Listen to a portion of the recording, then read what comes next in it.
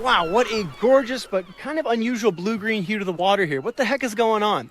Well, every year in early spring, thousands of tiny forage fish known as herring migrate from way out from the Pacific Ocean back to intertidal shallows along the coastline from Alaska down through California to spawn, where females will lay up to 20,000 eggs each on different substrates like seaweed to kelp to eelgrass and even boughs of branches that hang in the water. And then the males come along and release tons of sperm into the water to fertilize them, turning the water a cool, milky white turquoise blue. So yeah, the watercolor here is basically thousands of fish all kind of blowing their load at the same time, which kind of changes the vibe, huh?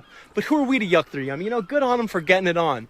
After all, this event only happens once a year and can last as short as a few hours to as long as a few weeks, and it is pivotal in maintaining populations of Pacific herring, and that's kind of a big deal because these fish are a common food source for a wide range of critters, tying terrestrial and marine ecosystems together. See, at spawning events like this, seabirds, sea lions, and whales all gather to feed on the spawn, and then other birds, wolves, and bears will eat their eggs on land when the tide recedes, acting as a critical source of nutrients and a major part of their diets after a long cold winter. They're also a staple of indigenous cultures in this part of the world who have been harvesting these eggs and catching these fish in various ways since time immemorial.